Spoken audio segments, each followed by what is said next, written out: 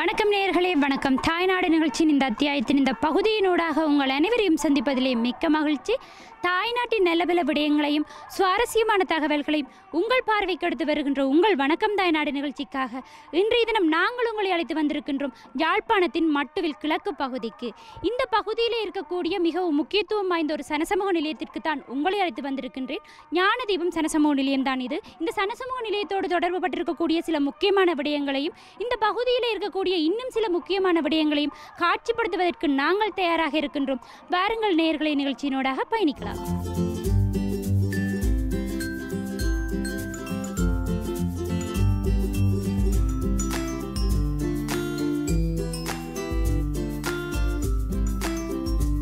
வைரவர் கோவிலடி மட்டுவில் கிழக்கு பகுதியிலே ஏற்கனவே நாங்கள் பார்த்திருக்கக்கூடிய ஞானதீபம் சனசமூக நிலையத்தின் பொருளாளராக இருக்கக்கூடிய ஜோசப் ஐயா எங்களோடு இணைந்திருக்கின்றார். அவரோடு தான் இப்பொழுது நாங்கள் பேச போகின்றோம். வணக்கம் ஐயா. வணக்கம். நீங்கள் இந்த கிராமத்தினுடைய நலன் விரும்பியாக கூட இருக்கின்றீர்கள். இந்த வைரவர் கோவிலடி மட்டுவில் கிழக்கு இந்த கிராமத்தை பற்றி சொல்லுங்கள் ஐயா.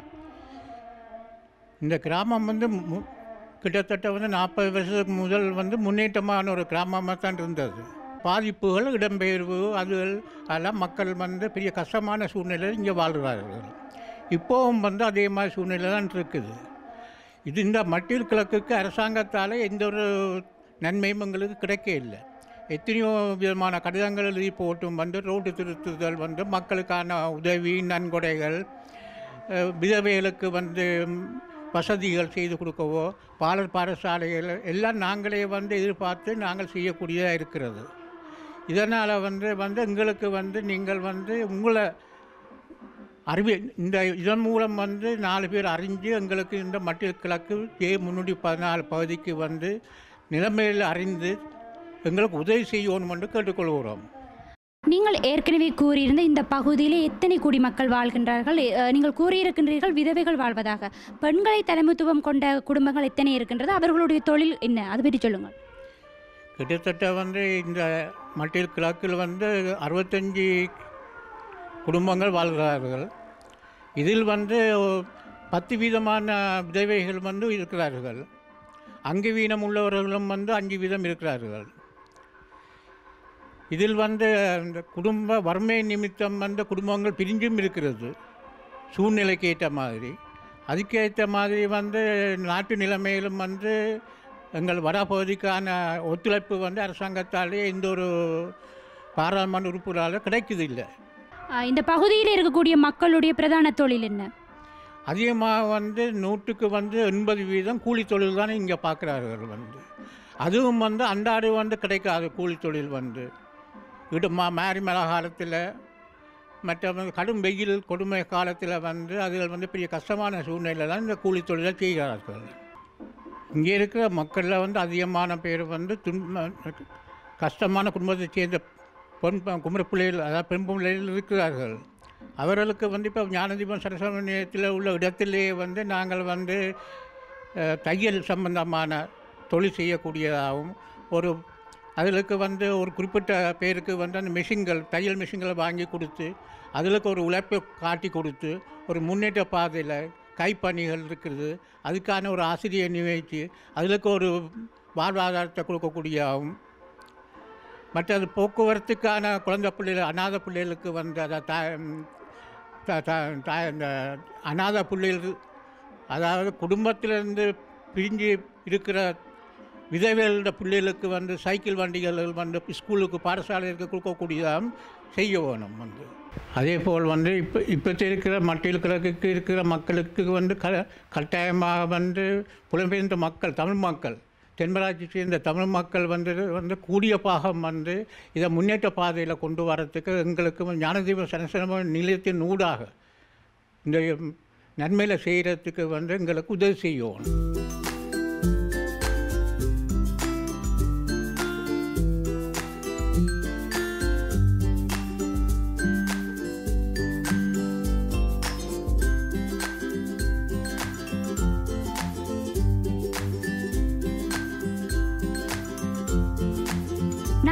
ஏற்கனவே பார்த்திருக்கக்கூடிய ஞான தீபம் சனசமூக நிலையத்தின் கீழ் இருக்கக்கூடிய விளையாட்டு திடலுக்குத்தான் உங்களை அழைத்து வந்திருக்கின்றேன்.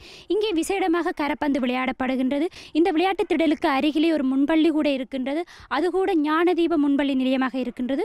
இப்பொழுது நாங்கள் அங்கேதான் செல்ல போகின்றோம். வாருங்கள் நேயர்களை, நிகழ்ச்சியினூடாக பயணிக்கலாம்.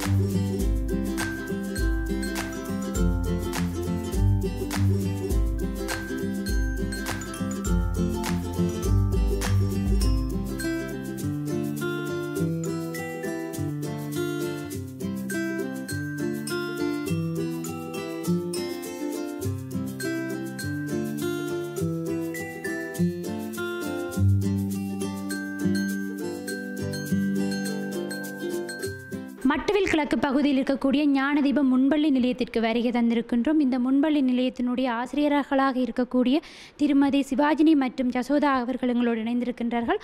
அவர்களோடு தான் இப்பொழுது நாங்கள் பேசப் போகின்றோம். வணக்கம் மிஸ். வணக்கம். இந்த முன்பள்ளி நிலையத்தை பற்றி சொல்லுங்கள்.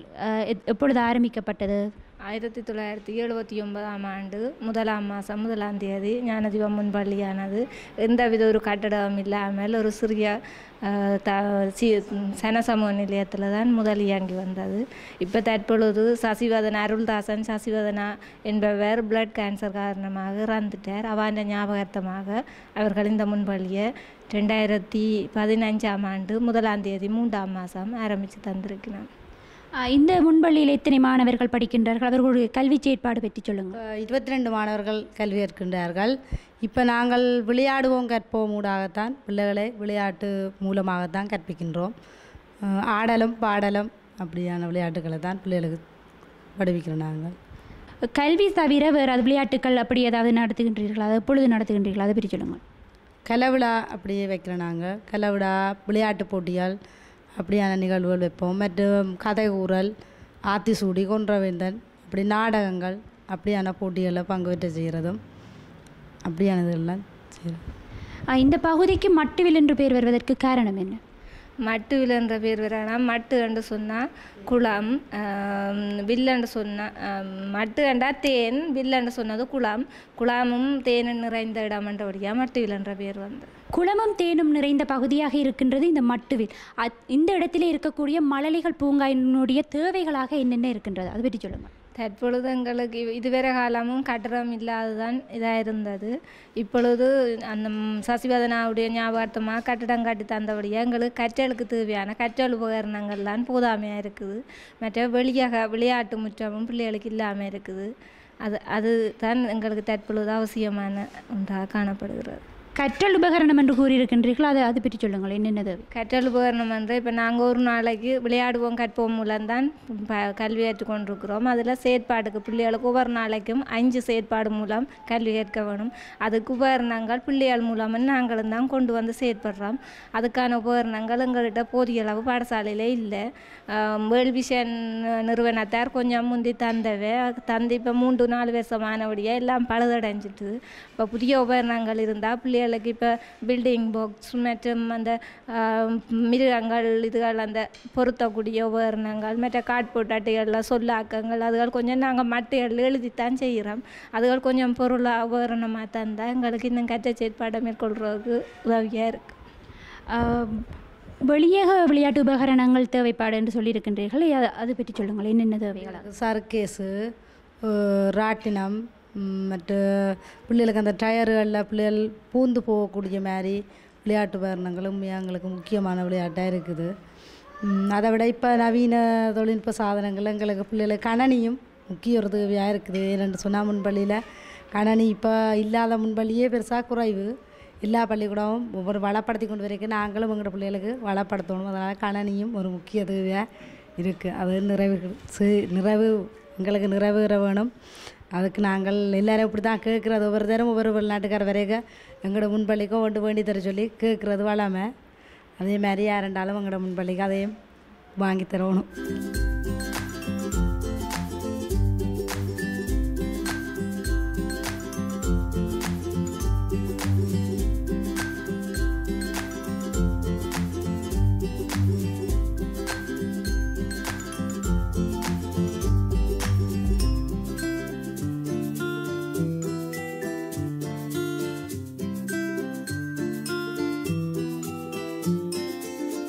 மட்டுவில் கிழக்கு பகுதியிலே இருக்கக்கூடிய ஒரு ஆலயத்திற்கு தான் உங்களை அழைத்து வந்திருக்கின்றேன். வீரபத்திரர் ஆலயம்.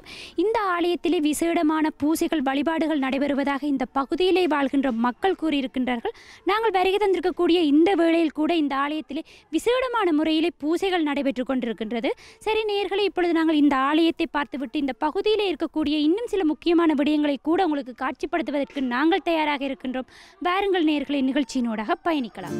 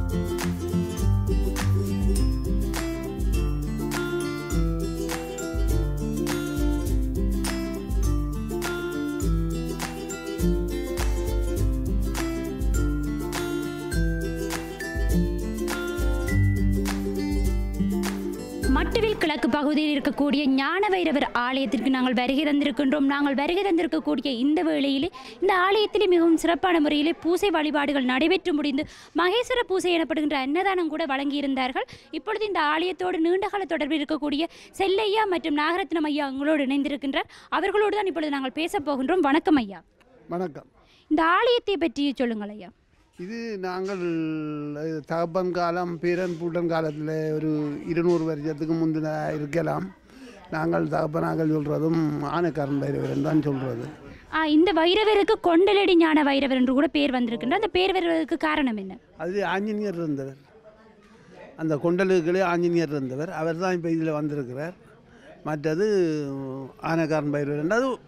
அது இது இந்த காணி முழுக்களும் நல்லுறாக்களுக்கு இருந்தபடியாக சில நேரம் அந்த காலத்தில் இந்த யானையில் இதில் வந்திருக்கலாமட்டும் ஒரு இது இருக்குது. வைரவருடைய சிறப்புகள் மகிமைகள் என்று ஏதாவது இருக்கின்றதா? அது பற்றி இருக்குது. இவரை நம்பி வெளிநாட்டு தொடர்புகள் இங்கே உள்ளவ முழு பேரும் போனது இவற்றை அருளால் போனன்னு தான் சொல்லலாம். இவற்றை அருளாலான் போய் சேர்ந்தவை என்று சொல்லலாம். இவர்கிட்ட புக்கையோ மோதாம வேண்டி சாப்பிடாதவே ஒரு தரம் இல்லை. வெளிநாட்டில் நிற்கிறவை. இப்போது மற்றொருவர் எங்களோடு இணைந்திருக்கின்றார். சுப்பிரமணியம் ஐயா எங்களோடு இணைந்திருக்கிறார். அவரோடு தான் இப்பொழுது பேச போகின்றோம். வணக்கம் ஐயா. வணக்கம். உங்களுக்கு தெரிந்தவரை இந்த ஞான வைரவர் ஆலயத்தை பற்றி சொல்லுங்கள். வெளிநாட்டில் உள்ள இந்த மட்டுவில் வாழ் மக்களின் பிள்ளைகள் வெளிநாட்டில் இருந்து நிதி சேகரித்து இந்த கோயிலை கட்டுறதுக்கு உதவி செய்து 2006ஆம் ஆண்டு ஆனி மாதம் 28ஆம் தேதி கும்பாபிஷேகம் நடந்து அன்றிலிருந்து இன்று வரையும் சிறப்பானது. மற்றது வேடாந்த உற்சவம் 10 நாள் தொடர்ந்து நடைபெறும். ஆனி மாதத்தில் வரும். அதில் பெரும் பொங்கலும் வரும். மற்ற மாத பொங்கல் 12 பேரும் 12 ஆக்கள் இருக்கிறார்கள். அதில் பரணி பூசை, மற்றது திருவம்பாவை, அந்த நவராத்திரி, அப்படி எல்லா நிகழ்வுகளும் நடந்து கொண்டது. இப்பொழுது நாங்கள் இந்த ஞான வைரவர் ஆலயத்தினுடைய கருவறையின் பின்புறத்திலே நின்று கொண்டிருக்கின்றோம். மட்டுவில் கிழக்கு பகுதியில் இருக்கக்கூடிய சில முக்கியமான விடயங்களை நீங்கள் இந்த அத்தியாயத்தின் இந்த பகுதியினூடாக பார்த்தும் ரசித்தும் மகிழ்ந்தும் இருப்பீர்கள் என்ற நம்பிக்கை எங்களுக்கு இருக்கின்றது. எங்களுடைய இந்த அத்தியாயத்தினுடைய இந்த பகுதியை இந்த இடத்தில் நிறைவுக்கு கொண்டு வருகின்றோம். மற்றொரு வணக்கம் தாய்நாடு நிகழ்ச்சியின் அத்தியாயத்தின் புதிய பகுதியினூடாக உங்கள் அனைவரையும் சந்திக்கும் வரை உங்களிடமிருந்து விடைபெற்றுக் கொள்ளும் நாம் ஒளிப்பதிவாளர் தினேஷ் ஏகாம்பரம் மற்றும் சதீஷ் ஆகியோரோடு உங்கள் அன்பின் மயூரி. வணக்கம் நேயர்களே.